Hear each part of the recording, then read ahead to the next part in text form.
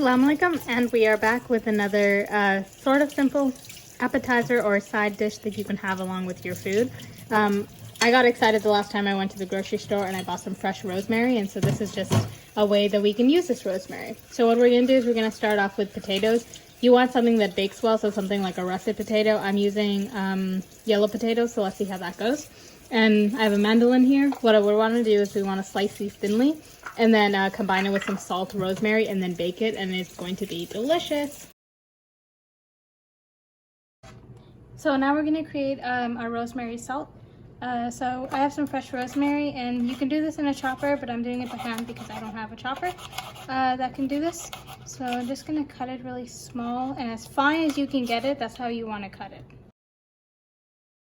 We're going to combine this in a little container. So I've added about 1.5 teaspoons of salt. We're just going to give this a light stir. And then we're going to use this as our topping on our potatoes. So we're going to just sprinkle this on top of our potatoes. So we have our potatoes in this bowl. I want to drizzle them with some olive oil and then give it a nice toss so that they're all coated.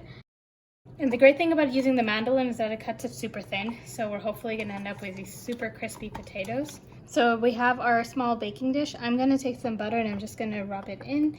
And this will coat the entire surface so that one, potatoes don't stick, and two, anything that's against the surface will be hopefully nice and crispy brown. And now we're going to begin layering our potatoes. What I'm going to do, because I have so many of these slices, I'm going to take this mixture to which I've added in some pepper, and I'm going to put it into layers. That way, as I'm picking up potatoes, hopefully it has kind of this mixture in it. So that's our first set. And then we begin. You definitely need to have some patience for this one. And remember that when you were slicing the potatoes, they came apart and they were quite stuck to each other because of using the mandolin, because their slices are so thin. But you don't want to keep the same, sets of slices going in. You kind of want to just put them in randomly. This will make sure that the potatoes aren't too stuck to each other.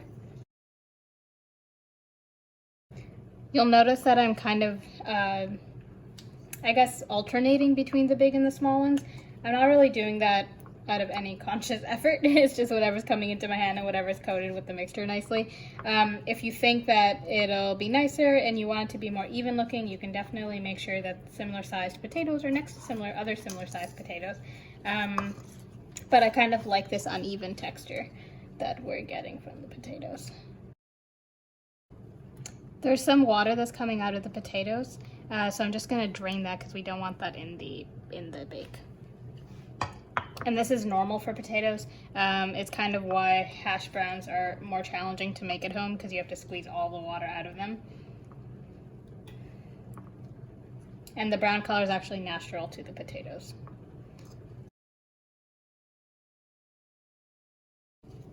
So now we have our potatoes. I've drained out any of the water that's coming out. There's quite a bit of water coming out of these yellow potatoes, so it might be a sign that it's not the right potato to use and to maybe stick with something like a russet or a baking potato.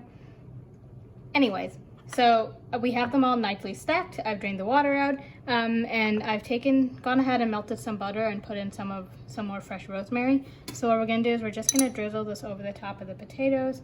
And butter has a really nice flavor. And so this will hopefully soak into a lot of the potatoes along with the fresh rosemary and give that a really nice flavor.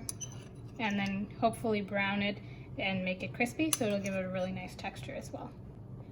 So the potatoes are all prepped. We're going to pop it into the oven, which has been preheated to 400 degrees, and then we'll check back in when it's done. So we've just taken our potatoes out of the oven. They've been in there for about 50 minutes to an hour, and you can see they look absolutely delicious. So when you try out this recipe, let us know how it goes in the comments. Thanks for watching.